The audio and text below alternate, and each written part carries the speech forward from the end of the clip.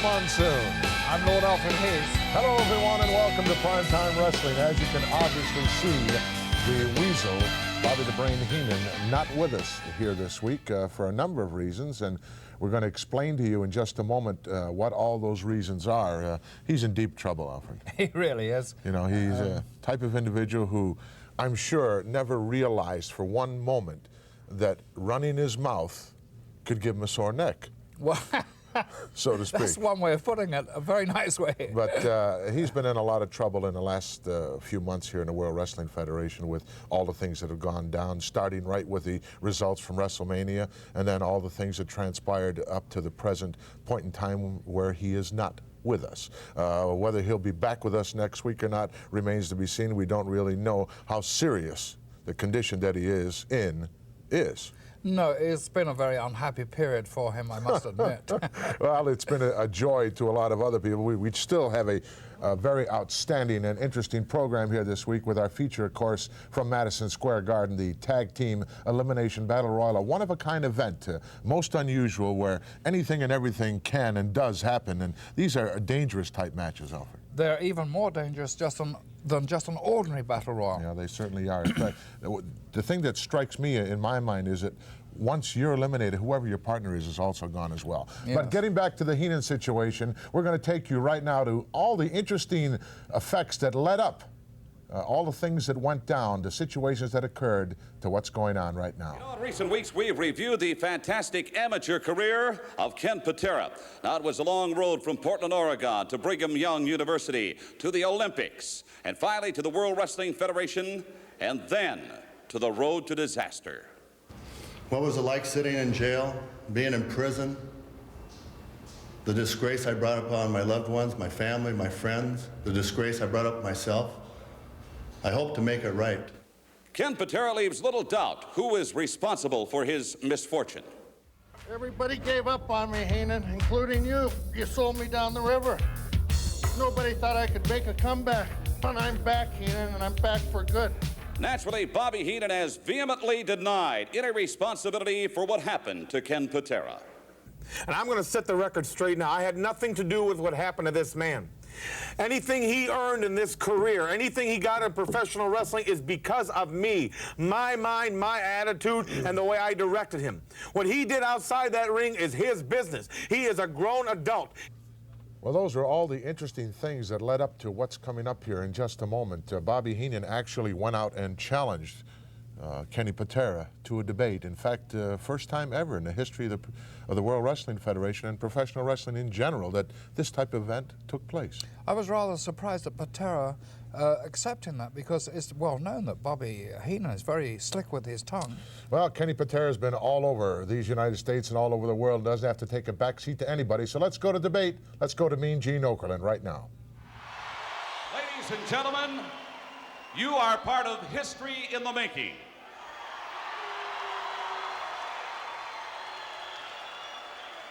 You are eyewitness to the first ever televised wrestling debate.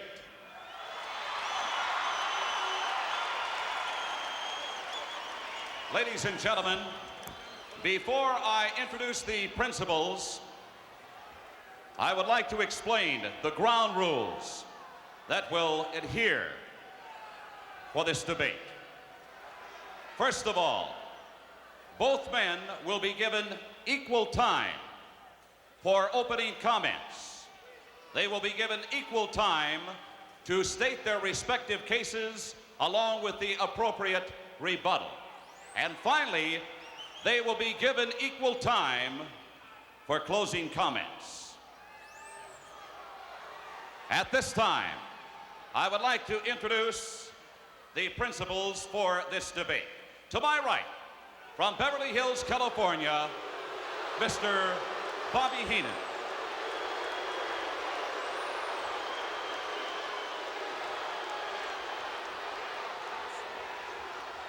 And to my immediate left, former U.S. Olympian from Portland, Oregon, Heenan-Patera.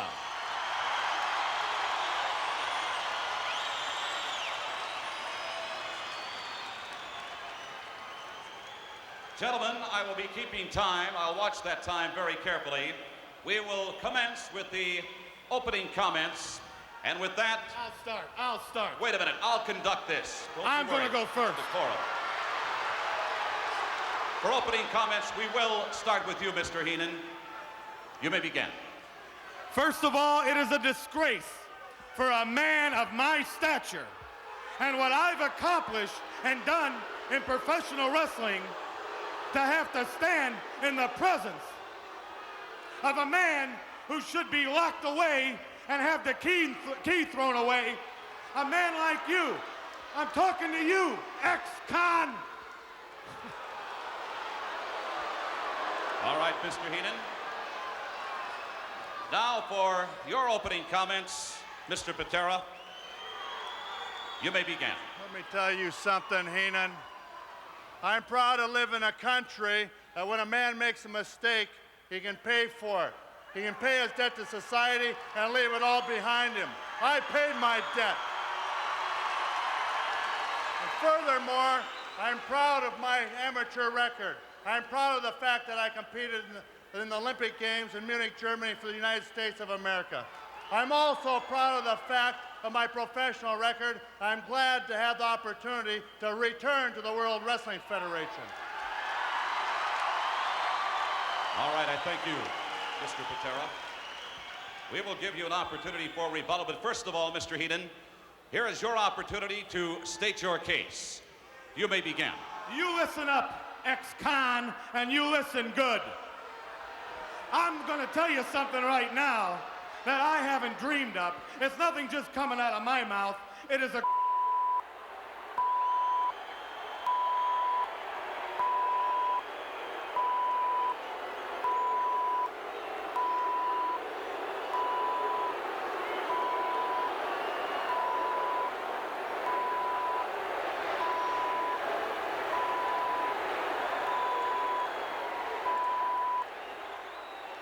Because Patera should be kept behind prison walls. Why? Why should he be kept behind prison walls? Is because Patera is a vicious and violent animal. You don't believe me? Quote, you read it. That's it. That's it. All right, Ken Patera, on the heels of those comments, we're going to give you opportunity for your rebuttal, your retort. Listen here, Heenan. Like I stated before, I'm glad I live in a country that gives a man an opportunity to pay his debt to society. I have paid that debt. I'm through with it. And one other thing that I'm glad I'm through with is you and your weasel family.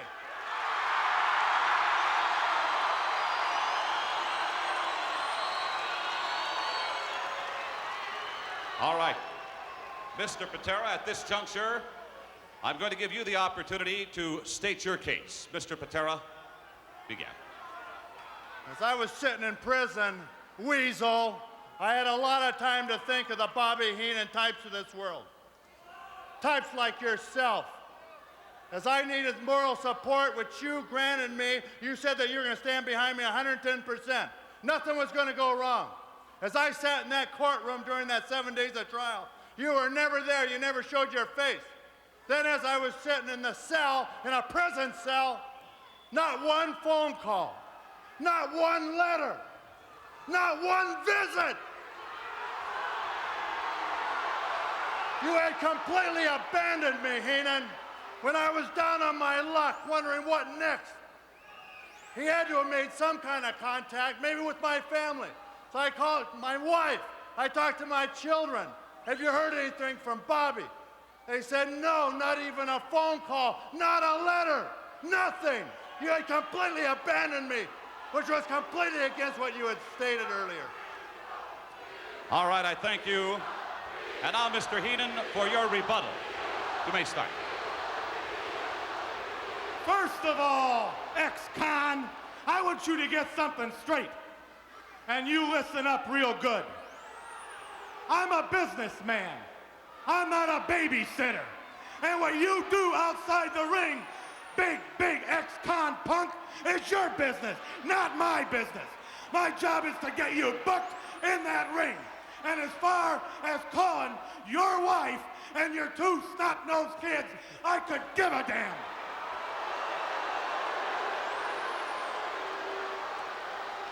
All right, gentlemen. Finally, we have come to the point in the debate where we're going to give you an opportunity to summate. For your closing comments, we will begin with you, Heenan-Patera. You may start. Like I stated earlier, Heenan, I'm proud to live in the United States of America. I pay my debt. That's behind me. I'm proud of my amateur record, the blood, sweat, and tears that I poured out in the gym every day to represent the United States of America in the Olympic Games. I'm also proud of my professional record. But there's one thing that I have left to do, something that's going to make me very, very proud. And that is to rid the world of the scum like you, Weasel!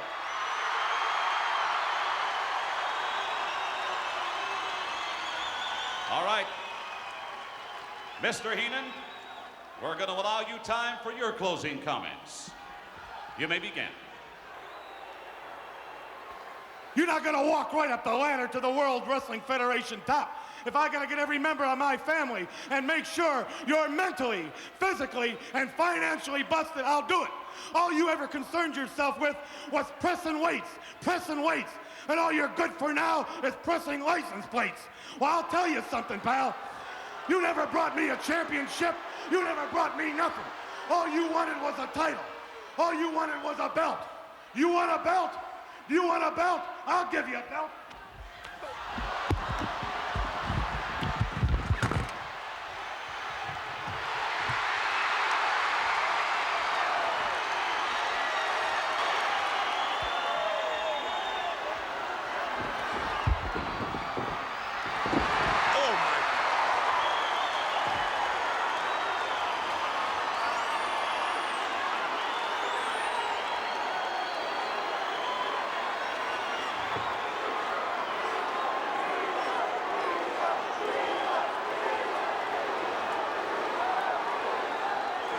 I can't believe it.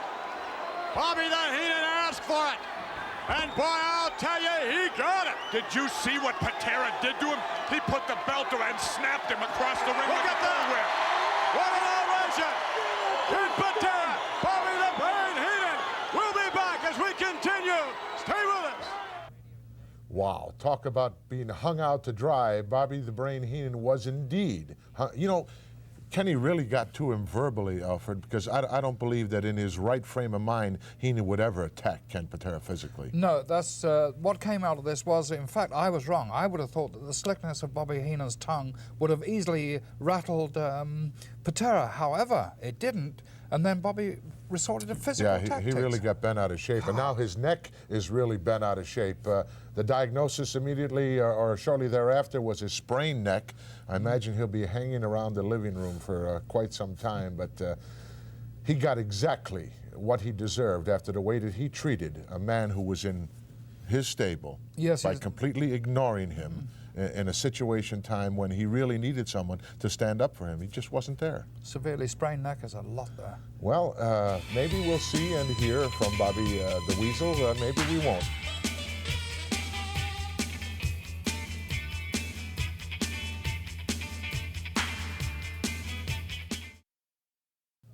We're back, folks. George the Animal Steele going to start things off for us here this week, wrestling-wise. We're going to see a whole lot of more action, including Outback Jack later on in the program, Jumping Jim Brunzell, one half of the Killer Bees against one half of the Hart Foundation, Jim the Anvil Neidhart. Also going to take a look at Demolition, one of the most powerful teams to enter the World Wrestling Federation in quite some time, would you not say, Alfred? I think they're immensely powerful and very, very forbidding. Right now, let's go to Toronto's Maple Leaf Gardens. George the Animal Steele taking on luscious Johnny V. From New York City, weighing 260 pounds, luscious Johnny V. His opponent, about to make his way to the ring, from Detroit, Michigan, weighing 285 pounds, George the Animal Steele. Originally, George the Animal Steel scheduled to wrestle here in Toronto's Maple Leaf Gardens tonight, the Honky Tonk Man. Gorilla Monsoon at ringside here with Billy Red Lyons. And obviously, something physically wrong with the Honky Tonk Man, and he being replaced by luscious Johnny V, the manager of the Dream Team. Although right now there's a whole lot of trouble in the Dream Team stable, a lot of dissension in the ranks as George is unloading. And there goes luscious Johnny V. To the outside, looking to regroup as the most unpredictable man in professional wrestling sends him a reeling. And that luscious Johnny V had agreed to fill in for him. This is a very devious person, Billy Red. And yes. You know, this Honky Tonk Man, I don't know. You know, he couldn't tell the truth if his life depended on it. Obviously, deathly afraid of George the Animal Steel. Where on earth is the Colonel, in fact? That's right, Colonel Hart. To the south, Jimmy Hart. Very mysterious that he is not here tonight. Strange happenings here in Toronto's Maple Leaf Gardens as capacity crowd on hand. Sellout earlier on in the week for this extravaganza of the World Wrestling Federation. Gorilla Monsoon here at ringside with Billy Red Lyons. We've had a substitution here. Luscious Johnny V out of New York City filling in for the supposedly injured Honky Tonk Man. Well, I didn't get any injury report, Red. Neither did I. And you know, I think you hit it on the head. The nail on the head, I should say, earlier when you said you think the Honky Tonk Man, it boils down to the truth of the matter, is that he's afraid of George the Animal. The Animal now finally caught up to the luscious one, and look, he's trying to take a chunk out of the forehead of Johnny V. Slam right in the center of the ring. Look at that. What's Honky doing? He just stripped that thing off of his arm. Look at that. Nothing wrong with that arm whatsoever. Absolutely not. You call this one right. You know, he was afraid of George the Animal Steel. That's all it was. Look at that back jumper right there, now stripping off the bandages that he obviously didn't need. And now look at, obviously something hard, some cast-like material inside there. And now both he and Johnny V doing a number on George the Animal Steel. And the chant goes out for JYD. I don't know if the Junkyard Dog is anywhere in sight. Talk about despicable displays. We've seen one here in a complete making a fool, trying to make a fool out of everyone. The Honky Tonk Man. Well, I can guarantee you one thing, Gio, this Honky Tonk Man, he's going to pay for this, believe me. You haven't seen the end of this one. Look at this now. Oh, there goes the referee as these two continue their onslaught. We're going to need some help here from the back area, some way, shape, or form. Oh, no, we're not. As the Animal comes to life, and he's got a hold of Johnny V. But boy, they did a number on George. Yeah, he certainly did. And he's going right back to the dressing room, chasing them, but they're long gone. I'm sure that we've had a disqualification here for outside interference. Had to be, no other way. And I'm sure there'll be some heavy fines inflicted for putting their hands on the referee as well. Let's go up and get the official word. The referee's decision. Luscious Johnny V has been disqualified. The winner of the match, George the Animal Steel. Well, George getting his hand raised in a token of victory, but I'm sure he's not satisfied with that. He's inside that ring and he wants more. He wants this to continue.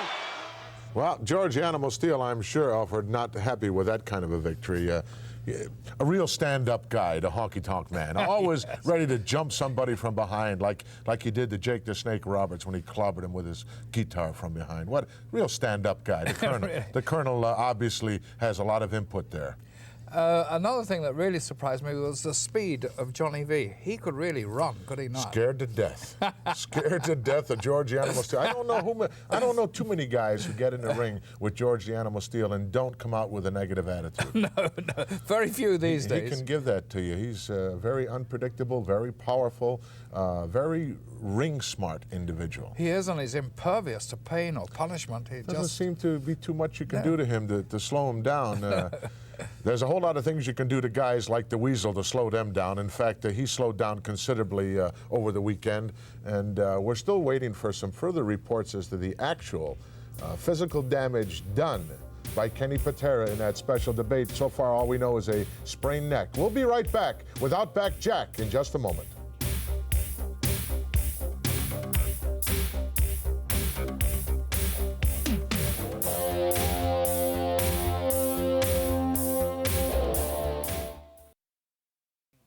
Many unusual and unique wrestlers have found their way here to the World Wrestling Federation. I think the next gentleman coming up certainly resembles that remark, Alfred. I'm talking about Outback Jack. I thought that's who you were talking about. He's traveled a long way to achieve what he wants to make for himself in the World Wrestling Federation. I think he's going to make a very, very strong showing here. Well, I think he may be a little bit disappointed that he doesn't find any of his friends here, any of his Aborigine friends, or some of the things he's used to in Australia. Right now, let's go to ringside for Outback Jack as he takes on Frenchie Martin. All right, your preliminaries here. Joe Morello, the referee, talking to Outback, and Martin wants no parts of it. Here's the bell, so we're underway. What is this, boxing? Outback Jack says, I'll go any way you want to go. Yeah, he says, I'll do it with him. I think he's a big old street fighter from down under. Some of the ringsiders on the case of Frenchie Martin already. Outback Jack showing his pleasure. Frenchie Martin's had kind of a tough night. He hasn't had a chance to even hook up with Outback Jack yet, and I don't think that's going to be any picnic either. Frenchie Martin just barely off the plane into the spectrum, and he says, hey, what are they on my case for? I just got here. Now Martin turns him around, and a ring around the rosy. Well, they got a break there on the rope. All right, there's a clean break, more or less. Clean break by Outback Jack, but I like the fact that he broke very cautiously, keeping an alert. Some of the fans ringside are on Martin, calling him a grease ball, grease ball. I think they'll be moved in their direction. They might back away. It's definitely not the dry look on Frenchie Martin, I can tell you that. That's for sure. Now, collared elbow. Oh. Frenchie Martin trying to drive Outback into the rings, but Outback Jack showing him the strength behind that 280 to 300-pound body, and Frenchie Martin a little arm drag takedown. Well, you got about 35-pound differential between Outback Jack and Frenchie Martin. Frenchie Martin's got to be thinking now the crowd doesn't like him. He's had two quick confrontations with Outback Jack and ended up on his keister both times. Got to tell you something. He's in bad part of town. Yeah, look, guy looks like he's ready to fight or wrestle, anything else, whatever you want to do. Coming from the Outback in Australia, that's probably the way they do it. They get together, and if they're going to fight, you take the rule book, toss it out the window, and who's ever left standing at the end walks away. And he buys. Whoa, nice maneuver, took him down. And again, body slam coming up. But, you saw the power of Outback Jack. Frenchie Martin walked right in. Outback picked him right up and slammed him down. And Frenchie says enough of this for the moment. I'm going to bail out. I'm going to think this thing out of it. Well, he's giving up size. He's giving up strength. Giving up height. And he may even be giving up quickness. And Frenchie Martin about now has got to be wondering why he bothered to come to the Spectrum tonight. He said, I should have missed the plane. Fans are really relentless. They're on his case like crazy. Very popular Outback Jack. And speaking of popular, there'll be 90,000+ at the Silverdome in Pontiac, Michigan, Sunday afternoon, March 29th. The largest indoor crowd ever. And the reason it's WrestleMania 3. And if you can't make your way to Pontiac, you can see all the action right here at the Spectrum on giant closed-circuit big screen. Well, the big guy literally picked up Frenchie Martin, placed him on the top rope right at the turnbuckle. And now he's getting a few warnings by Joe Morello. Frenchie says, wait a minute, I'm walking away from this. Why, he grabbed my tights and all kinds of stuff. Frenchie says, he's not treating me well. The fans are saying, who cares? Referee Joey Morello is a little too smart to buy that routine and didn't even bat an eye. Morello warning Outback Jack to open up the fist. Now suddenly Frenchie wants to make friends. He wanted no part of it early on, but the way the going has been, he suddenly wants to be pals with Outback Jack as he drops to his knees. Outback Jack's whoa! I was going to say he's no fool, but he turned his head. Side headlock, a shot to the throat, looks like, from Frenchy Martin. You don't ever want to turn your back on a snake. That's right. Although Jake the Snake Roberts learned you don't ever want to turn your back on the honky-tonk man, but I think perhaps payback may be at hand at the Silverdome March 29th when he steps into the ring against the honky-tonk man with, talking about another snake man, if you will, and Jake the Snake Roberts cornered great rock star Alice Cooper. It's going to be a fun time, fans. Don't miss it. Get your tickets to the Spectrum. Yes, ring announcer, Bob Bucher, timekeeper, Mary Hart from Entertainment Tonight. There's what? Mary Hart, oh yeah. What a day it's going to be at the Silverdome, March 29th. 90,000 strong in attendance. Frenchy Martin catching an elbow. Outback Jack right on top, and how he kicks out. Joe Morello was right on top of it. Frenchy says, wait a minute. Let's take a little time here to talk about things. I always like the looks of Joey Morello as the third man in the ring. He's willing to take control of a match when it calls for it. Yes, he is. Well, Martin missed his clothesline, but Outback Jack certainly connected with his. And there's a signal. Outback Jack looks like he's about ready to try and take Frenchy home. The back clothesline rolls him over, hooks the leg, count of 2, count of 3, and put one in the win column. For the man from Humpty-Doo, Australia, Outback Jack, and the crowd roars its approval. Yeah, they like that. They like to wind up very much to their satisfaction. Outback Jack, obviously, Alfred, close to that 300-pound mark, and right now, undefeated in the World Wrestling Federation, and using primarily brute strength and force to put away his opponents. If he wants to really make it to the top here, he's got to rely on a whole lot more than that. Well, I'll tell you what I have noticed with Outback Jack is the fact that since he's been in this country, which isn't a long time, and I've watched his matches very, very carefully, he has progressed in the department of skills. Mm-hmm. So he is making an endeavor there, but he has a natural strength that is awesome. Oh, yes, that is quite true. Well, living in the backwoods of Australia, you can't help but get stronger and learn how to survive. But if you want to survive here in the World Wrestling Federation, you need a whole lot of things going for you, because toughest competition in the world right here in the Mecca of all professional wrestling. The Rolls-Royce, so to speak, of it all, the World Wrestling Federation. We'll be back with Jumpin' Jim Brunzell in just a moment.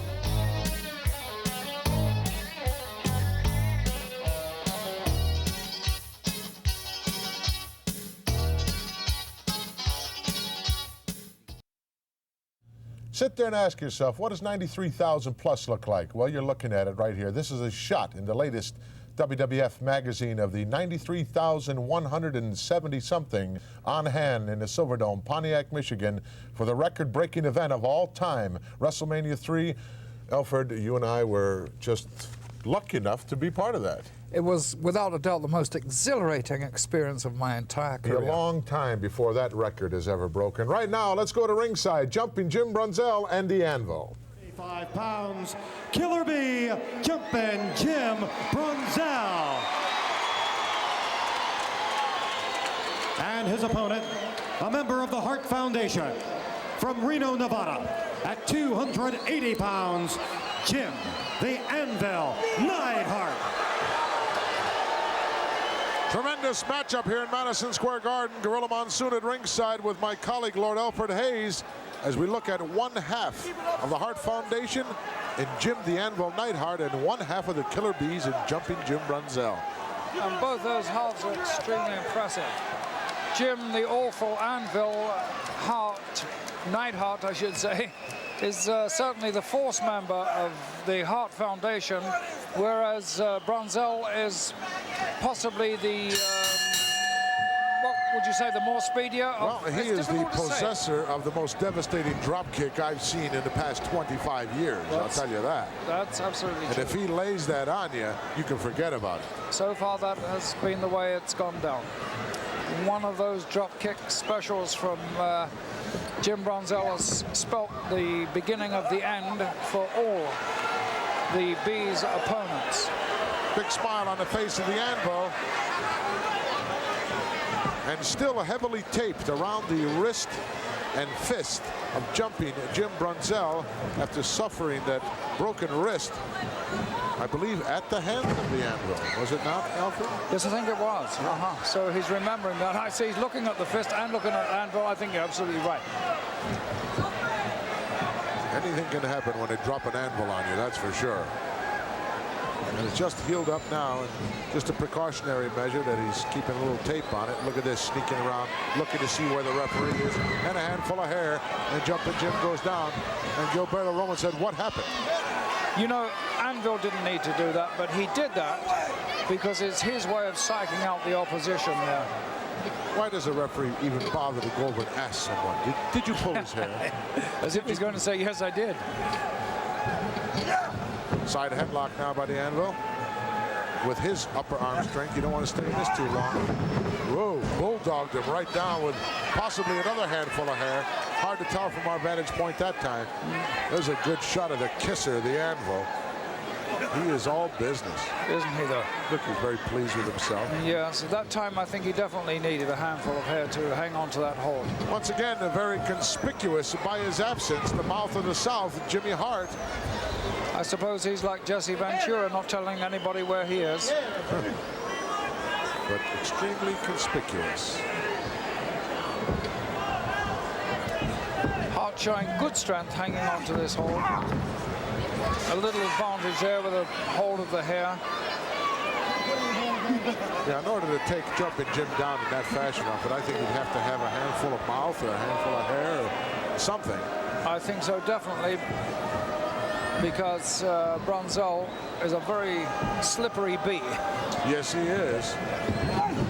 Oh, they got rid of him that time. Quickly over the top. Oh, nice single leg pick. And he wraps it up into a grapevine. That's one way to handle the Anvil. Yes, it is indeed. But that was a nicely executed move by Brunzell there. His timing was perfect, and it's got to be perfect in that mood because you can get stomped on, jumped on, and bumped on. Well, the Anvil's got one chance here, and that is to get over to the ring ropes and get underneath them or grab a hold of them. Because you're not going to get out of this one any other way. No, he did. He's gone right out there. Take a stroll. Maybe find some old popcorn or something out there. Yeah, take a breather. Look a little bit aggressive. Although he doesn't have to do any looking, he is aggressive. Can you imagine knocking on the door and telling the Anvil he's late with the rent? No, I wouldn't want that job. No, I don't think I'd want it either. No. I wonder if kids run in horror when they see him around. Sure they do. Not one of the idols of the youth of America, that's for sure. No, can you imagine playing softball in the street and putting the ball through the window of his house? Look out, wow, nice knee lift. Oh, forearm shot sends Jumpin' Jim down to the concrete. Took some of the sting out of him. He's being reprimanded there by the referee, but I don't think that was any cause to reprimand him because they were two legitimate forearm smashes he delivered, and Brunzell just disappeared through the ropes. Well, the referee's just trying to pick up all the times he doesn't reprimand someone. Bewildered look on the face of the Anvil. Yes, and there's a more bewildered look on the face of Jim Brunzell because he hasn't been treated so offhandedly for quite some time. Going to plant an elbow on him here. Oh, look at that. Remove the elbow pad to get a little more impact of the bone in there.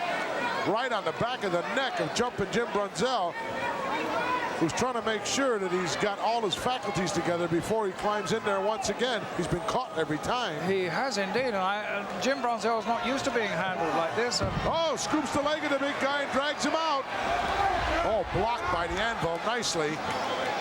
Uh-oh, he's going to ram him right into the steel post. Oh, no, shot off at the last minute by Jumpin' Jim. And I think the Anvil got maybe a hand or a forearm up in front of his face just at the last split second, or he'd have been busted wide open. He would have been, and he did, and he was really lucky to be able to do that because his head was going right into that pole there, and that steel is going to cut you. Brunzell now trying to jerk the left arm out of the socket of the Anvil. Easier said than done. Really, but Brunzell seems to have found a little inspiration in that one move outside the ring now because it's given him some strength back, and in fact he's been able to take advantage of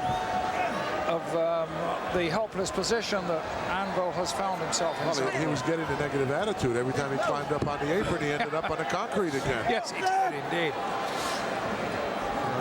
Might have been looking around for the other half of the B team. Yes, and it looks as if Anvil's looking around for his other half. We saw Bret Hart, the other half of the Hart Foundation, earlier on this particular fantastic card, and he dealt quite summarily with S.D. Jones. He did have his troubles early with Jones, but he managed to beat him. Now, can Anvil make this an all-winning night for Mouth of the South's tag team duo? Easier said than done. Really, especially when you're in the ring with somebody like Jim Brunzell. Jumping Jim definitely on the receiving end. Look out, Anvil sends him in, ducks underneath the big right hand, high cross body. Down he goes, 1, 2, no. And right back to that armbar once again. Disgusted look on the face of the Anvil. It is. Anvil's wondering how. As if to say, you tried to hold my shoulders down, you fool. Yes. And how on earth did you get me back into this hold again, even so? Anvil's thinking to himself, if only I can get up and clobber this young boy again, this young lad. Tremendous football career, Alfred, did not the Anvil have in professional football? He was with the down in Dallas with the Cowboys there. Oh, hooks in under here now with the reverse half Nelson. Has already got the other one barred. Nice pinning combination. Shades of amateur wrestling. Oh, look at the power of the Anvil. Takes him right over. You know, as fantastic as those footballers are, when I saw that match on WrestleMania 2, the Battle Royal, well, I must admit that the footballers were overshadowed by the powerful physiques of the wrestlers. You could see that there was a different style of training went into that of a wrestler as to that of a footballer. Absolutely, and you know, I think they were a little foolish, really. Never play another man's game. You won't find any wrestlers going out and saying, "Oh, I'm going to put on some football gear," you know, and come in there and do your thing. And William Perry was rapidly taken down a peg or two by Big John Studd. And when Perry had his... He actually stayed in there longer than I thought he would last. I think he was hiding. Yeah. No, he was not hiding. Definitely No, he wasn't. not. He stayed in there long. He's a pretty fair athlete. Well, I tell you who really did surprise me, and I thought it was quite remarkable, and that was Russ Francis. Yes. Well, Russ has been inside the squared circle before. Well, the people are getting right behind Brunzell now. They're really continue to going work for on this that left youngster. arm. And he's going to do it. Well, referee should make him break the hold. He's got a hold of the ropes, but no, it doesn't see fit to do that. Now he'll break it. Nope. Anvil sends him in. Sheer power enabled him to execute that move. Yes. And did you see that Brunzell came off full force? Oh, he's biting him. Brunzell came off full force from those ropes, and Anvil Hart didn't even take one step backwards. Jumping Jim Brunzell, finding it a tough row indeed to hoe against Jim the Anvil Neidhart.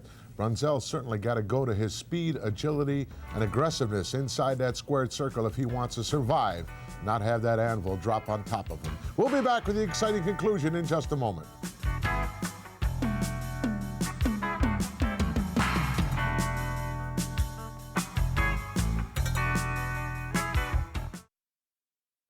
You know, Alfred, wherever the Anvil is, you can bet that the Hitman won't be too far behind. That's for sure. Somewhere. These two guys are inseparable, and one is always watching when the other one is involved in individual competition. So let's go back now to Madison Square Garden and find out if Jumpin' Jim can survive this. He was like a brick wall there. You couldn't shift him.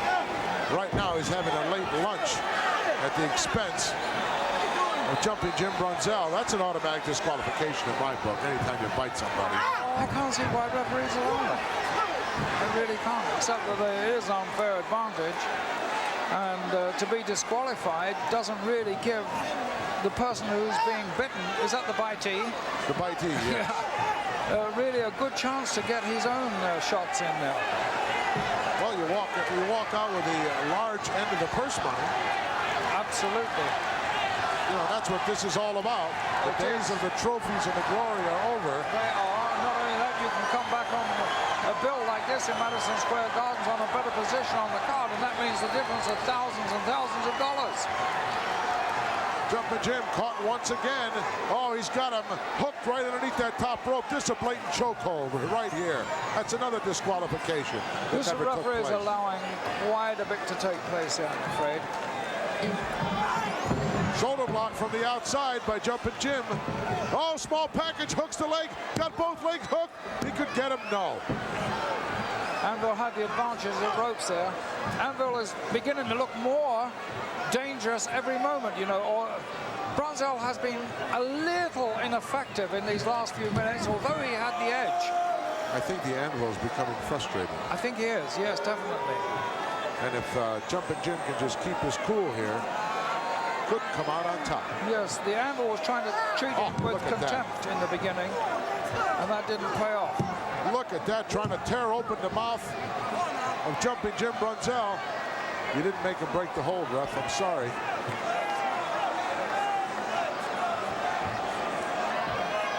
Brunzell beginning to struggle here most ineffectually, and he's letting this belt slip out of his grasp. He had it sewn up, and as each moment passes, it's getting further and further away. Oh, he laid an atomic drop on him, but the big guy never turned loose on the headlock. They're trying to get behind Jim Brunzell here and urge him on, but it's not really doing any good because Brunzell is still caught in that. Brunzell should have stayed with that left arm. He was doing quite an efficient job there. Obviously, the Anvil very pleased with the way things are going. He had a big smile on his kisser. Yes, I think he's tasting the future sign of a victory here. But we know only too well how quick the tide can turn. Exactly. Look out, in for the ride. Oh, went for a hip lock and got caught by the big guy. Takes him over once again. Once again, as I pointed out before, Brunzell, with each passing moment, seems to be losing control of this belt. It's slipping away from him gradually, more and more and more. The longer he has to carry the weight of the Anvil, the more it's going to take out of the youngster. And although in excellent physical condition, he can only carry around somebody that's 300 pounds plus for so long, and then it gets to you. And another thing, have you noticed that the Anvil hasn't allowed him to get in a position to deliver that devastating drop kick? Not once. Absolutely not. He knows what that'll do to him.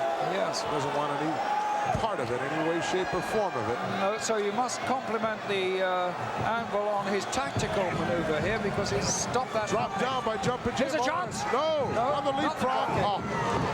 Caught that one right in the esophagus. That's another automatic disqualification right there.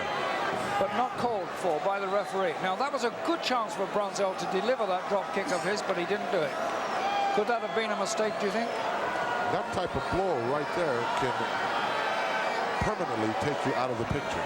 Yes, and it can make you speak like that too. Just one more nail in the coffin, so to speak. Yes. Give a lot of credit to Jumping Jim Brunzell. He's fighting this thing for all he's worth. Yes, he's got good courage, stout heart. B. Bryan would be proud.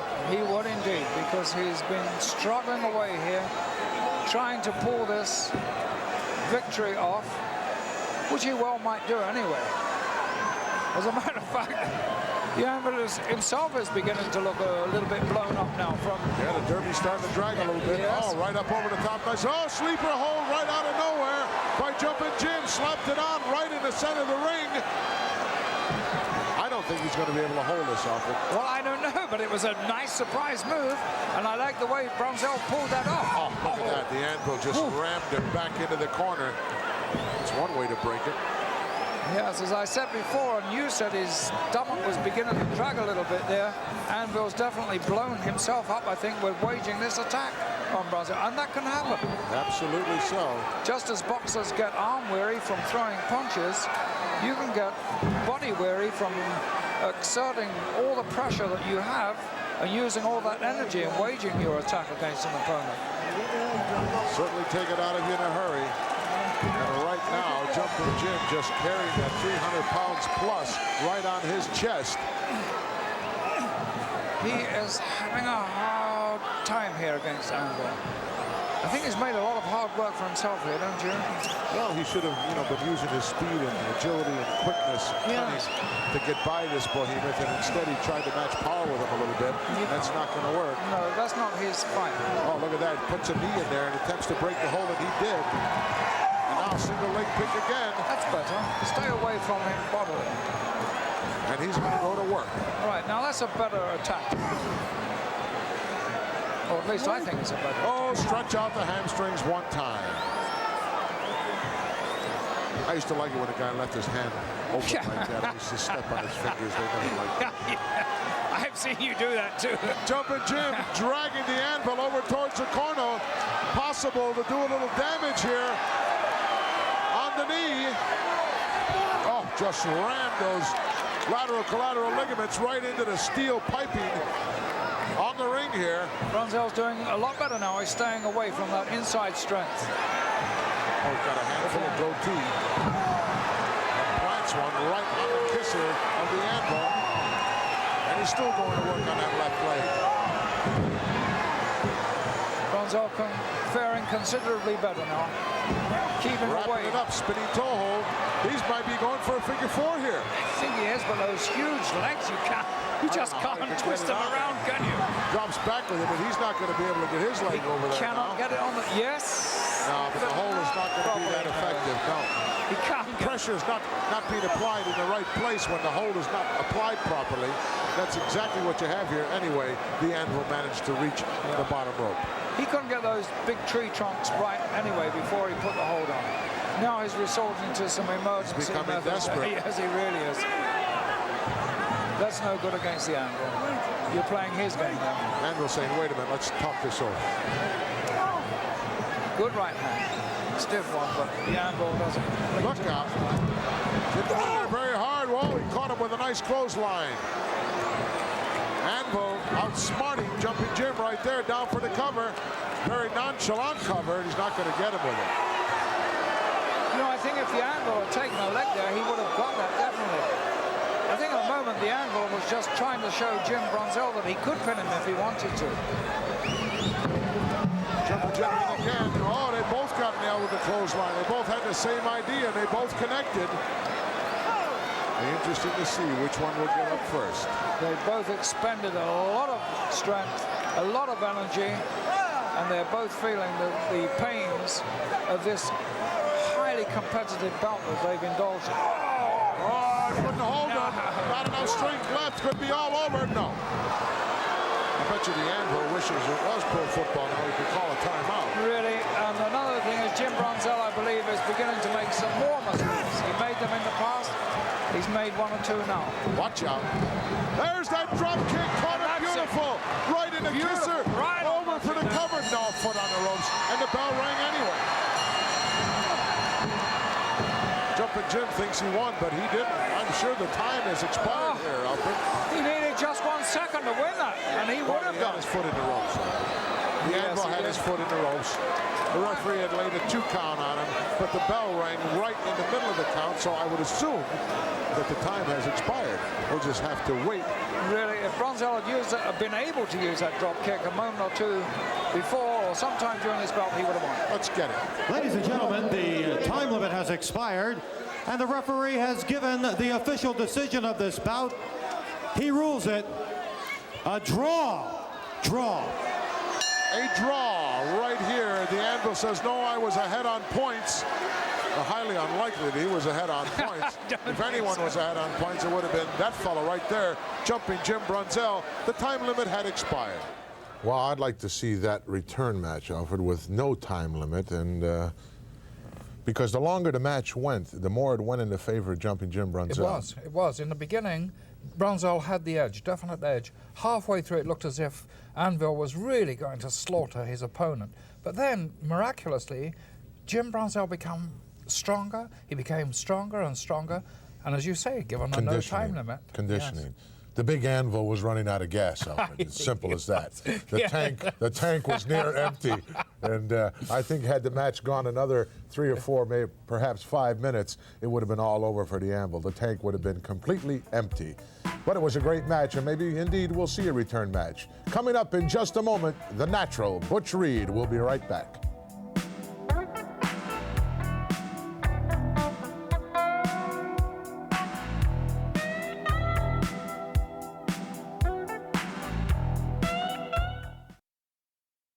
The Doctor of Style, the Slickster, bringing the natural Butch Reed here to the World Wrestling Federation with one thought in mind, Alfred, and that to become the world's heavyweight champion. It's easy to say that, but to actually get in there and physically do that, yes, to do a number on the Hulkster is indeed a tough order.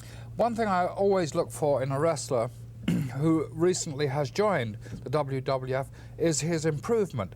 It could be that Reed could become the most improved wrestler of 1987. We're going to find that out as the Natural takes on Rebel Dick Slater. Let's go to ringside.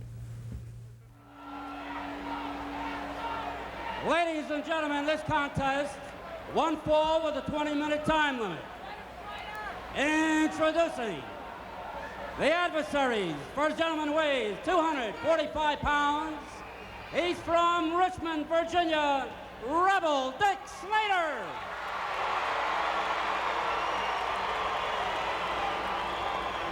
And his opponent, he's accompanied in the ring by his manager, Slick.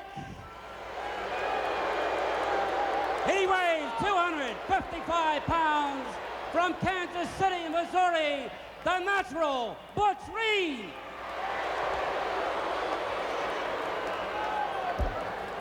Well, this is the first time the matchup here at the Spectrum, these two individuals, and we'll find out just what they got going for him. It looks like the Natural one has pumped a few ounces of weight himself. Oh, there's no question. Butch Reed, as rough a competitor as you'll find, Dick. His career in the National Football League with the Kansas City Chiefs, he was known as a headhunter, and believe you me, nothing has changed in his career outlook here in the World Wrestling Federation. And with a fellow by the name of Slick, if you will, in his corner, I'd like to say a gentleman, but even I can't stretch the truth that much. You never know what's coming out of the corner of the Natural Butch Reed. And don't sell the Rebel Dick Slater short. Tremendous competitor. Well, these are great athletes, as you well know, Ken, and anything can happen. The fans are jumping on the case. Well, let me ask you, Dick, would you be caught walking the streets of Philadelphia wearing bright yellow shoes? No. Rest my case. Not in Philadelphia, man. A little bit traditional around here. All right, I'll rephrase it. Would you be caught anywhere wearing maybe bright not. yellow shoes? Okay, maybe not. All right. Of course, yeah, aside right. from this matchup, everyone talking about WrestleMania 3 Sunday afternoon, March 29th. Over 90,000 people will jam-pack the Pontiac Silverdome, Dick, the largest indoor crowd of any event anywhere. And the fans here in the Philadelphia area can see it right here on giant closed-circuit big screen TV here at the Spectrum. And what a main event. And he Hulk will be here. Hogan and Andre the Giant. What a lineup, man. So get your tickets and in advance. Oh. Slater. Somebody. Butch must have said something wrong because Slater went outside the ring and he's staring bullets with his eyes. And didn't take the Doctor of Style long to put on his track shoes. Oh, for sure. I guess he decided that discretion is a better part of valor, or it's better to be a live chicken than a dead duck. And now the Rebel going right to work with fists to the Natural Butch Reed, and the Natural on his keister asking for mercy, calling for timeout, of which there is none, but the Rebel Dick Slater backing up. Well, he was on the roof, so you got to break it. He's hassling the referee, Barney Feldbaumer. Butch Reed not very pleased with the fists of the Rebel Dick Slater. You look at the shoulders, proportionally, he's got sort of a small head, if you will, Natural man, but he's got a big set of shoulders. A lot of leverage there. He uses that flying clothesline as well as anyone I've ever seen. Of course, a lot of running backs and would-be blockers on specialty teams in the National Football League remember that same clothesline, of which Butch Reed was penalized all too many times. A lot of headhunters, Jack Tatum, you name them, they were all there. Slick at ringside, not pleased with the proceedings so far, as to be expected. The Rebel looking now for perhaps a test of strength. But collared elbow, and the Natural Butch Reed comes into the knee to the midsection. The body slam there by Butch on the Rebel. Side headlock, going to give him a shot right across the face. Another shot right across the forehead. I see Butch Reed giving the referee behind his back, and using the fists. He's smart. He moves his man around, keeping their back to the referee, so he give him the fist, which is illegal. Like a style or not, you have to get very early in the morning to get anything past the Natural Butch Reed. Well, he's one of the great ones. Getting warned. Barney checking out the referee, checking out for any possible choke, but none of little hair pull there. The referee couldn't see it, though. Handful of hair, was able to hold on to that side headlock as he just grinds away. You can see the tremendous upper body strength of the natural Butch Reed. Rebel tried it again, and once again the natural just grabbed a handful of hair and held right on. Still maintain that side headlock. Where the hair goes, the man follows. Reed's smart, though. He keeps his back to the referee as much as he can. Back in the middle of the corner. Knee to the midsection. Uppercut. One of the big reasons for Butch Reed's success is his tremendous ring presence. He always seems to know where he is as to where the referee is. Yeah. He's got that down to a science for sure. It's called an interesting matchup for Butch Reed in WrestleMania 3 going up against the Birdman, Coco Beware. That ought to be a real matchup. Very, very popular here. He's been here the past few months at the Spectrum. Coco has a great following. He surprised a lot of people. When he first came into the World Wrestling Federation, fans, promoters, other wrestlers took one look at his size and said he's nothing to worry about, but what a tremendous one-loss record he has built up, as anyone that's involved in WrestleMania 3 has Sunday, March 29th. Well, you know, Ken, he's only short. He's not small. Think about it. You see those thighs? It's like built like a bowling pin in a way. He's so very tough to knock off his feet. Dusty Feldbaumer checking things out. They just come off the rope a moment ago. Wild swing. Rebel ducks under it. Gives him a shot with a fist. I think he might have hurt his hand on that. Shoot. Now, Butch Reed asking for mercy, receiving absolutely none. It's a snapmare. The Rebel Dick Slater measured him and came right down at the target area with that big elbow, a count of 2, but there's that upper body strength of Butch Reed as he tosses the Rebel off. Well, we got a pile driver coming up. Maybe, maybe not. He's hoping to go for it. May have waited a bit too long. Can't quite get the leverage. The back body drop. Well done. Reed reverses it. And how about the matchup in WrestleMania 3? Roddy Piper, his final match before his retirement against adorable Adrian Adonis, the loser to have his head shaved. Fans would give anything, any kind of a price to see that.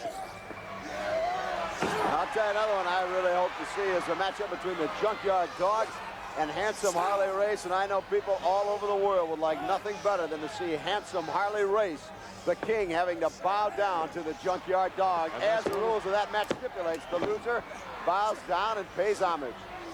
Well, the fans really get on Race's case here. I know wherever he goes, pretty much the same. Oh, excellent snap suplex, if you will, by the Rebel Dick Slater. I think it got Butch Reed by surprise. He's getting a little bit ticked off. Dropped an elbow, nobody home. You think that doesn't smart, fans? Try it. Although, test it on a very soft surface first.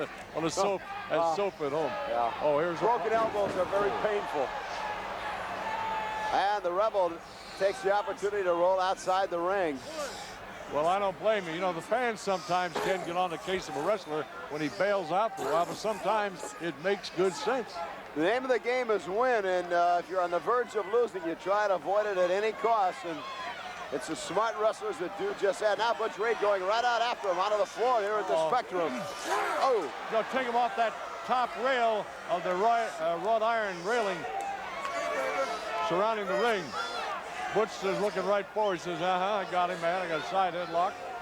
I'm going to do him in. You're going to take him to that post. Oh! The Rebel shoved him, and he went into the post right on that left shoulder. As they say, turnabout is fair play, and the Rebel now going to work on Butch Reed. Both men outside the ring. Headbutt now by the Rebel Dick Slater. Well, they're both in because the count was on from Dusty Feldbaumer. Snapmare. Rebel going back to work on Butch Reed. Now going up to the top rope. That at times could be very dangerous territory. Oh, flying elbow, man. Caught him right on top. Goes cover. Now very obvious. The Doctor of Style slick grab. The natural Butch Reed's leg, put it over the lower rope, and Dickie Slater is mad and has got every right to be. Oh! Stretches in the ring and out of the ring, man. He took the fastest way away from the Rebel.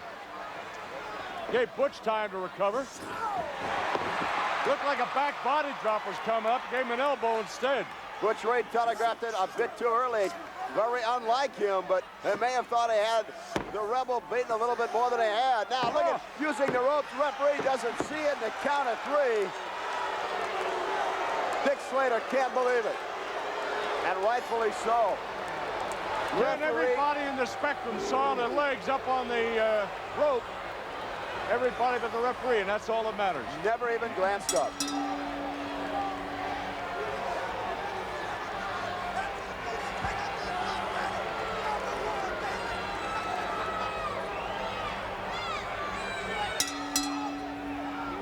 Ladies and gentlemen, the winner of this match is the Natural, Butch Reed. Well, Alfred, it's obvious to me that Dusty Feldbaumer will have to see his Oculus. That's the referee in that match. He certainly missed that. Some 18,000 plus at the Spectrum saw what went down, but unfortunately, he didn't. He was the only one who missed it, I'm afraid. Well, the Natural Butch Reed is, Excuse me. Shirley, go ahead, is certainly looking forward to getting a crack at the World's Heavyweight Championship. Hello. Currently, This is Alfred Hayes speaking. His Lordship. It's the Brain. Oh. I demand to speak to Monsoon right now. Just one moment. It's a call for you. Yeah, I know who to... Hello. Monsoon? Hey, Wheeze, how you doing? Not Wheeze, how you doing? What are you doing? What are you doing airing a show without me there, the host? No one is indispensable, Brain. What do you mean no one's indispensable? This program was scheduled to air at this particular point in time, whether you're here or I'm here or anybody's here. We can get along quite nicely without you, or they could probably get along without me. Short order cook there from some English restaurant, probably delivering fish and chips up and down the street, and you found them. Please, are you referring to Lord Alfred Hayes, one of the standouts here in the World Wrestling Federation? How is your neck, incidentally? What are you going to do next? You going to have Patera sitting in there for me? Or could you find a nice cot for him to sit on? Well, maybe we could arrange that, being that you're just hanging around, so to speak. I'm not just hanging around. I'm waiting for my neurosurgeon to arrive from Europe so I can get a proper diagnosis on my neck. Well, what is it, the cervical vertebrae area or what? Yes, it's in the back of my neck. Yeah, the transverse process, or? Keep it simple for the people. I understand you, but keep it simple for them. Please, give me a break. I think that you're just weasel bricking. There's more damage there than that. I know my neck was almost broken by that ex-con. Well, he certainly hung you out to dry, Brain. Sometimes it's better to keep your mouth shut. I don't know what you're referring to. He asked for the debate. I didn't ask for the debate. Well, weren't you the one who, in fact, you were the one who just attacked him with a belt? Give me a break. In your right mind, you wouldn't do that. It was a bad enough I had to stand there and take that oral abuse from some miserable ex-con. But yes, I lost my composure, sure. But that's no reaction for him to put that thing around my neck and practically decapitate me. Well, it's a general sense of opinion around here, consensus of opinion, that you got exactly what you deserved, and you were put on this earth for one purpose, to be a horrible example. Well, let me tell you something right now. Put on the director of that show. I want them to rerun some cartoon capers or something. Put something else on there. I want the show stopped right now. You mean you want some more exposure? No show. You want some additional exposure? Let me tell you something. Carson finds a co-host, and I'm a lot better than Carson. Letterman finds a co-host. I'm better than Letterman. I want this show stopped right now. I'm going to have to get my attorneys and staff. I'll go right to Kay. I'll go to whoever I have to. Why don't you just do that? Well, I will then if you're going to be like that. Well, yeah, I'm going to be like that. Now yell back into the control room and wake those ham and eggers up. I want this show taken off the air right now. That's not going to happen. Did he hung up on us, Alfred? Oh, we'll be back with Demolition in a moment.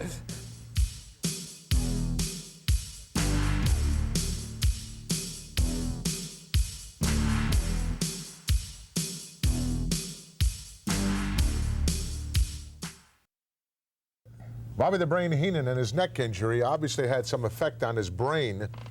If a weasel does in fact have a brain, Alfred, he hung up on us. And I think a screw came loose somewhere. This is only the beginning, I believe. I believe he's in a whole lot of trouble, not only physically and mentally, but financially he's going to be in trouble as well. Interesting match coming up here. Demolition, now under the tutelage of the wise and devious Mr. Fuji, against Roma and Powers. Let's go to ringside. Ladies and gentlemen, this is a tag team match scheduled for one fall.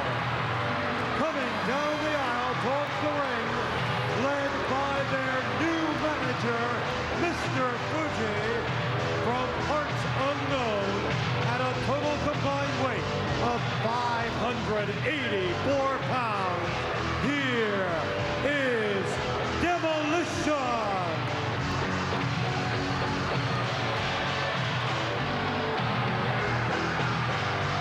Their opponents at a total combined weight of 478 pounds from Kensington, New York, Paul Roma. His partner from New York City, Jim Powers. All right, two up-and-coming performers here. Sensational athletes they are. Oh, that they are, but I'll tell you what, they're in there with two brutal men. Demolition, Axe and Smash. I always get them mixed up. Which one's which again? That's Axe in the ring. Oh, they're both in the ring. All right, okay. Smash is getting on the outside, and on the inside now is Axe. Axe is in there now. Okay. Yes.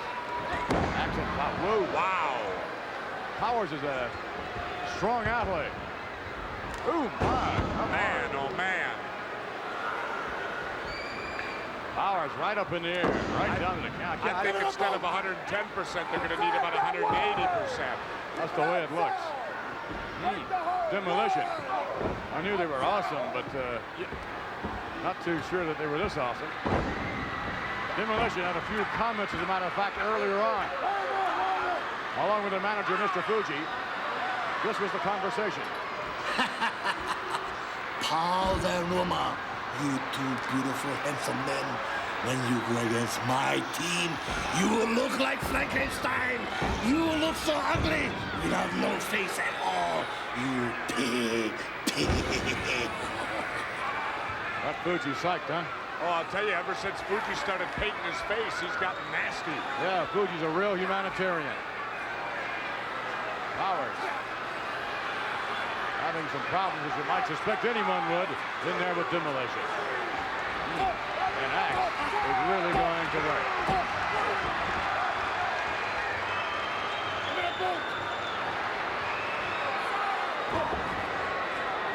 Well, I'll tell you, Roma and Powers have done virtually nothing in this match. I thought they'd be a tougher competition for Axe and Smash, but... Ooh, what a slam. Smash in there. And to the rope. Now Powers coming up. Oh, telegraph maneuver. Nicely done. Makes the tag, and Roma comes in now. Let's see what Paul Roma can do. Backing up, big smash to the rope. To the rope, drop kick misses. Well, that would have been great if Smash wouldn't have been thinking. Yep. Axe through the ropes. Uh-oh. Oh, I love this move. I like this one. And I'm afraid it's going to be all over. Wham! You can go to the bank, I think. You're right. Yes. You know, Demolition, I think, is even meaner with Mr. Fuji than they were with Johnny B. Here are your winners, Demolition! Axe and Smash, Demolition. Can't believe the way they handled Powers and Roma. I thought it would be a much closer bout, but I'll tell you, these guys are awesome. I've got a lot more respect for Demolition now, I'll tell you, as we take you now to the replay. You know, Powers and Roma are a couple of young but tough, well-conditioned athletes, but against Demolition, they absolutely provided with no competition whatsoever. And here as we see, oh, wow, I believe that was Smash, right? They came off the top rope. They were just devastating. Wow, Demolition indeed devastating. I don't care who at any particular point in time has their hands on the World Tag Team Championship belts. They better take a lot of pictures. Really, they're a very crushing duo. I've got news for you, Brain. You spread some money around, I understand, in the control room, demanding that we show the Fuji comedy piece this week. Well, it's not going to happen. So I know you're sitting there watching, so hate to burst your balloon this way, but we're not going to see the Fuji and Morocco stand-up comedy piece. We'll be right back.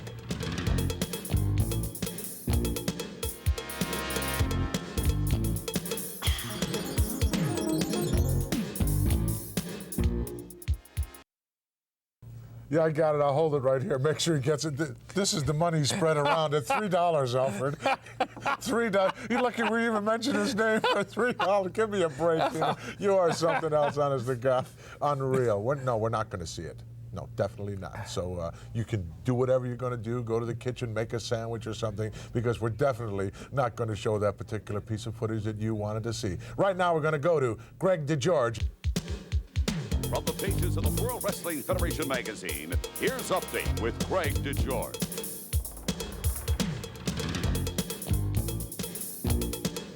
And hi, everyone. We've got a question to throw at you here on Update, so get your gloves ready.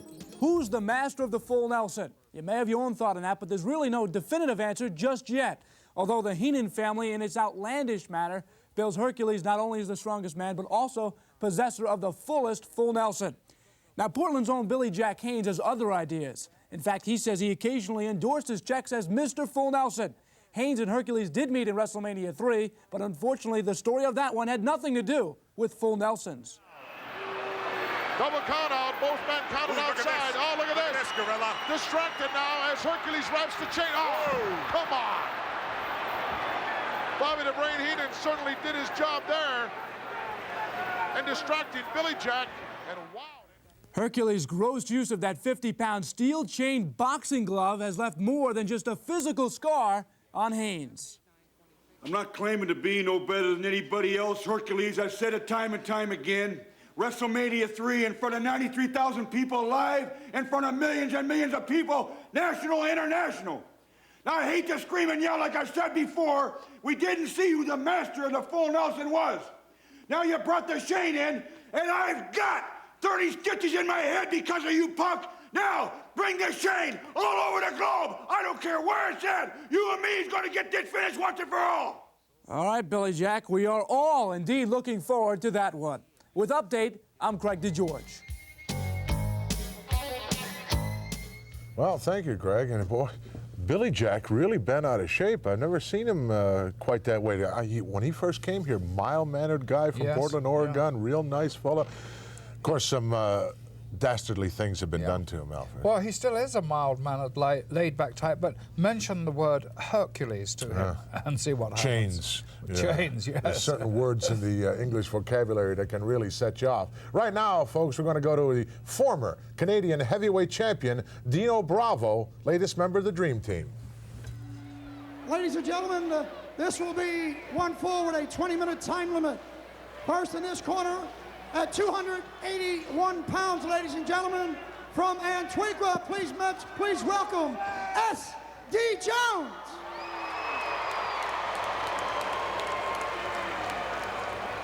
And ladies and gentlemen, here he is at 258 pounds, the pride of Montreal, Canada, Dino Bravo.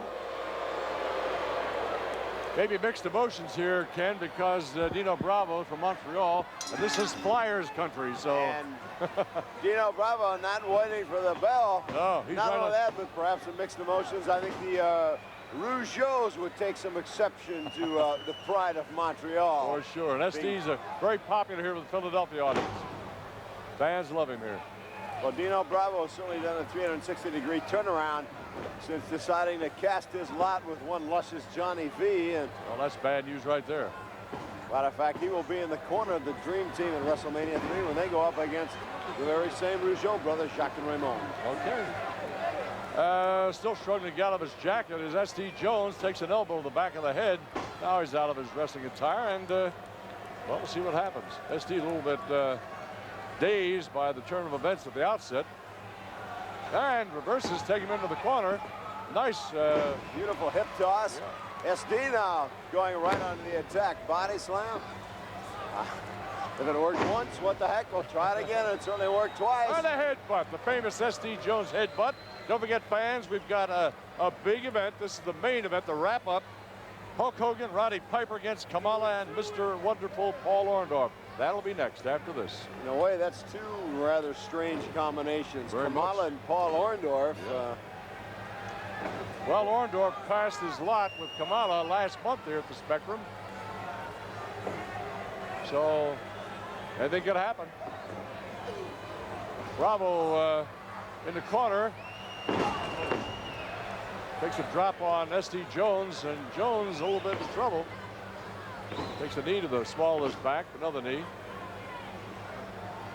Dino Bravo not lacking for any aggressiveness, to say the least. In fact, he started being aggressive before the match got underway and hasn't really quit since. Sometimes they do. You know, a move like that, Dick, referee can caution the man, chastise and slap him on the wrist, but the fact remains the damage was done. Yeah. By the time the match started, he already had S.D. Jones at a disadvantage. Now he goes for the Boston Crab. Isn't quite sitting back down, and we'll see if S.D. has got enough forearm, upper body strength to bridge out of it. Looks like he's trying. Yes, he did. Gave a kick with the wrestling boots. Broke it, at least temporarily. He's still holding his midsection. Bravo going to take him on a slam, yeah. Oh, brings the elbow. An elbow drop and nobody home. SD's still kind of hurting, though. He got up very slowly. Yes, he did. Now he seems to have his wits back about him. A couple of chops. Back body drop. Oh, yeah. Up and over goes Bravo. Down right square in the small of the back.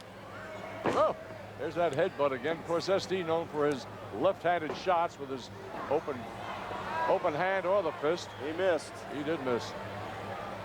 Oh, Dino Bravo taking full advantage. Three. Oh, my quickly. gosh. That was fast.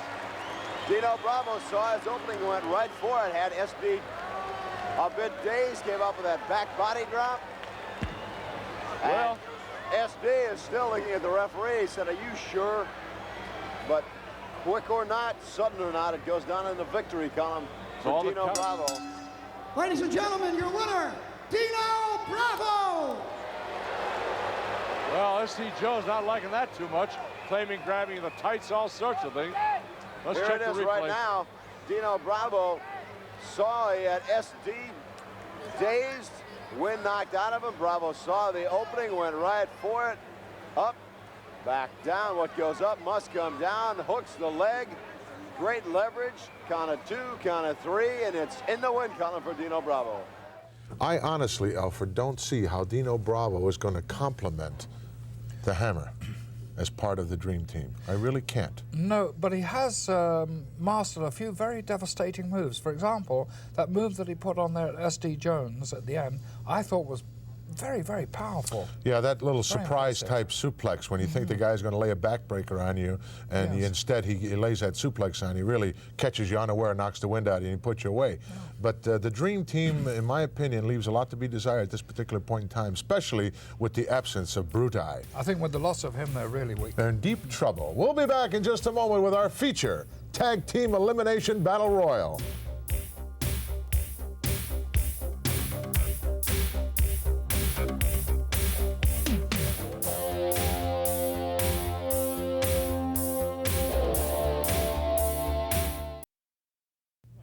Well, it's time for our feature here this week on Prime Time Wrestling, a very unusual Tag Team Elimination Battle Royal. Alfred, what makes this unusual is that they're all partners, they're all teams involved, but if one member of the team is eliminated, the other one has to go as well. Yes, and I think what really makes it equally dangerous is the fact that you can be wrestling against several men at the same time, and here come those partners to try and save their own partners. So makes it interesting. We're going to join it in progress, so let's go to ringside.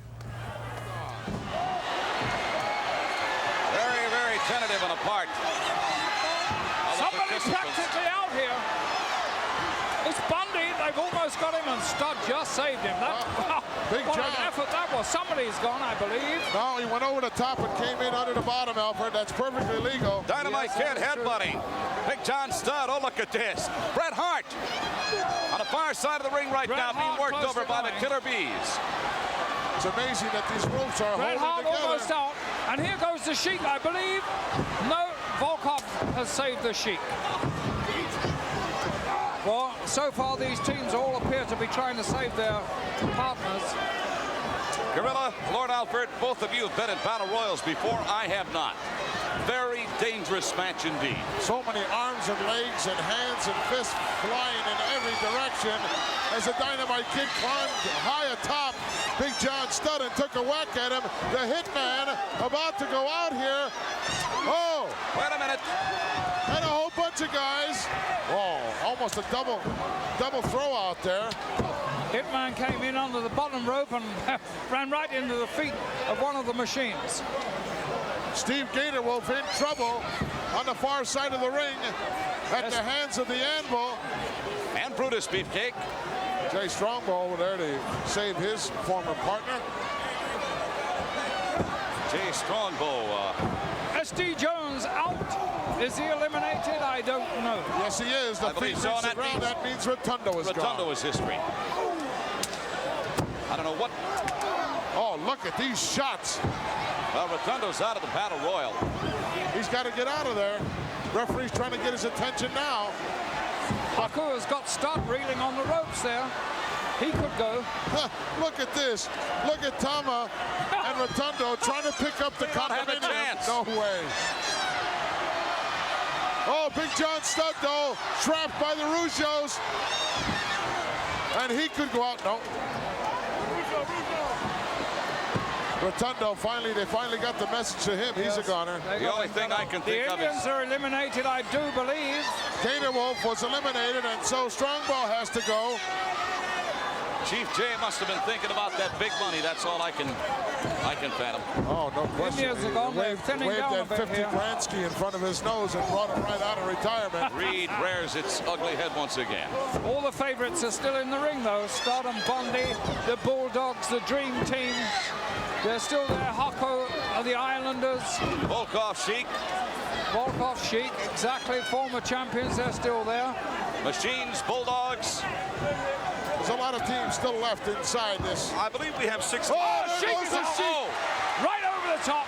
Sheik is out. Volkov is complaining, well, but he's Volkov going. assisted in that, and he's upset. He really is upset. Wait till the Sheik gets a hold of him back in the locker room. And look out, Hitman being lifted by Jacques Rougeau managed to escape. Sheik banged his head right into the steel chair, and the blood is pouring out of there, Gene. He's going to need some stitches to close him up. Yes, he looks very badly damaged. And as we said before, this is a dangerous form of competition. Dynamite Bulldog! Oh, two eliminated. Bulldog both teams and gone. The Hart Foundation is out, and the Bulldogs. Two teams gone. Another fisticuffs taking place outside of the ring right now as both the Bulldogs and the Hart Foundation are out of the $50,000 Battle Royal here at Madison Square Garden. And I would say that's a definite upset. Nobody expected the Bulldogs or the Harts to be eliminated so early. Look out, the Rougeos got the big guy upside down. King Kong Bundy about to be eliminated here. Haku coming over to give a hand. They've got him practically upside down. Oh, my word. Here comes Stud. They made a mistake, though, a fatal mistake. They did not have both legs tied up. Nope, definitely not. No, and they made another mistake by not taking Stud out the picture either. Well, we're down to the... Whole lot of big guns already eliminated in this big tag team elimination battle royal in Madison Square Garden, and it is exciting indeed. A very interesting conclusion coming up from Madison Square Garden. In just a moment, we'll be right back.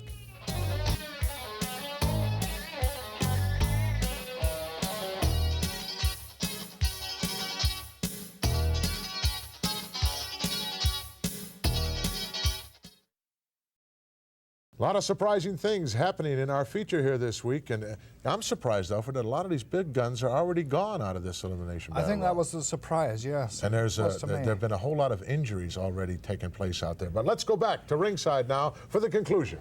Killer Bees got Bundy trapped over there in the corner, but Stud comes over and makes the save, and now the Rougeos pop him a good one. The Rougeos double teaming.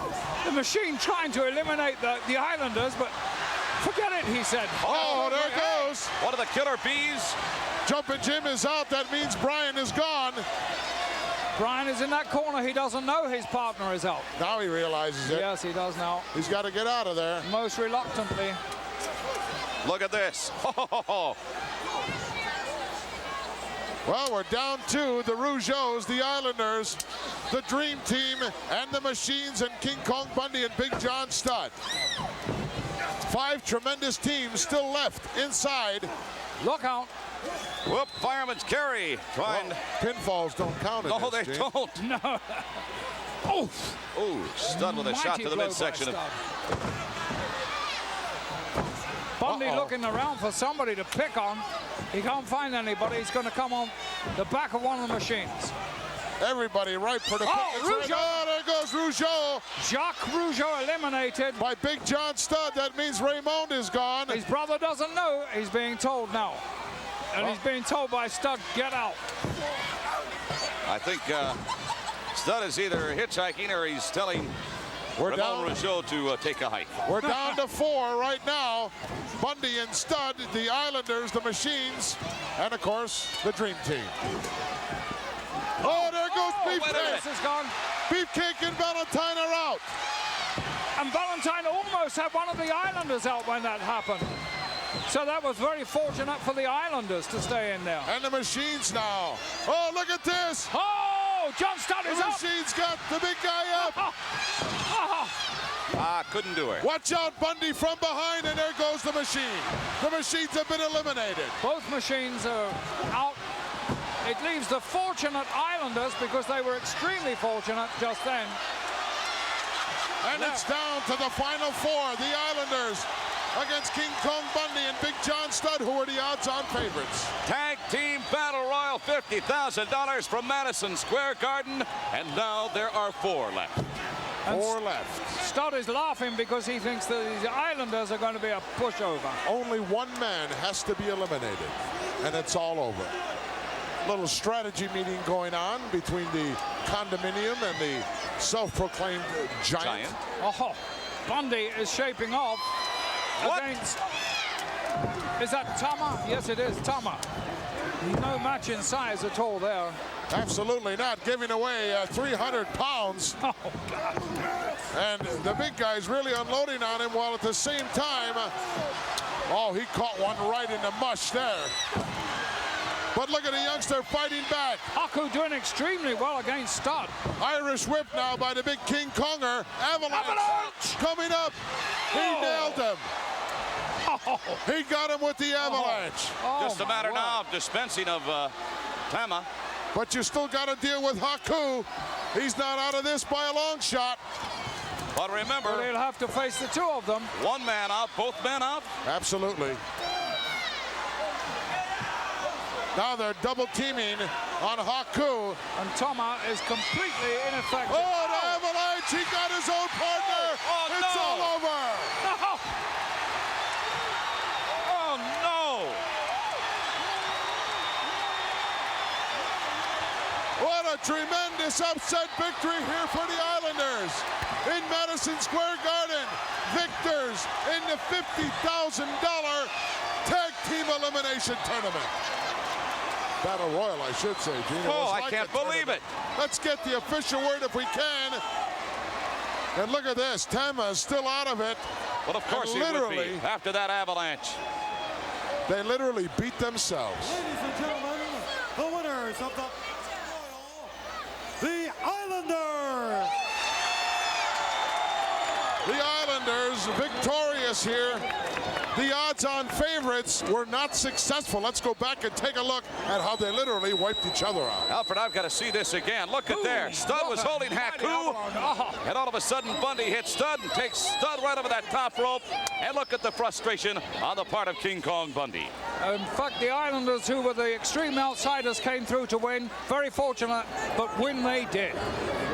Well, what a tremendous victory here in Madison Square Garden for the Islanders. Wow.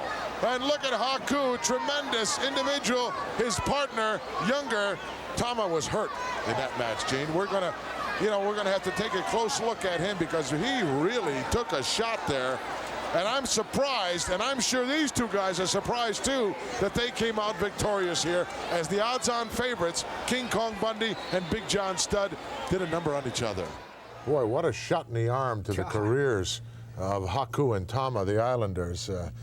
I was kind of glory. Huh? Yeah, I was kind of happy that it went that way. Yes. The 2 big guys finally outsmarted themselves. Yes. I guess because the brain wasn't involved. They got a little bit waylaid in there, so to speak. Incidentally, I understand, Alfred, from our powers to be here, that the brain has contacted the USA Network and said he will definitely be here next week to make sure everything is running properly. That's nice of him. And he's very bent out of shape because we didn't run the Fuji Morocco comedy stand-up piece and a whole lot of other things, I'm sure. But I don't, the thought is in the back of my mind, how seriously injured is this weasel person.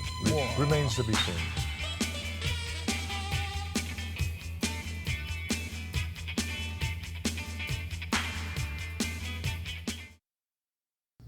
Well, folks, that wraps it up for another week here on Prime Time Wrestling. And Alfred, it certainly has been a pleasure having you here. Thank you. You're filling in for, well, you're not filling in for anybody. You don't need to fill in for anybody. You do a tremendous job of your own. And it's a pleasure not to have that weasel breath sitting here for one time. I understand he definitely will be back here next week with us. And I want to take this special moment to say a little something special. This coming weekend is probably one of my favorite holidays of all time of the year coming up, and that is Mother's Day. I want to take this opportunity to say a special Happy Mother's Day to my mom out in Las Vegas, and stay away from those one-armed bandits, Mom, and all you other lovely ladies out there. Happy Mother's Day. Unfortunately, it's only one day of the year set aside from you when 365 of them do indeed need to be set aside for you. And Bobby, don't forget Miss Betty on Mother's Day. Alfred, once again, thank you for joining me here on Primetime Wrestling. We'll see you all next week. So long, everybody.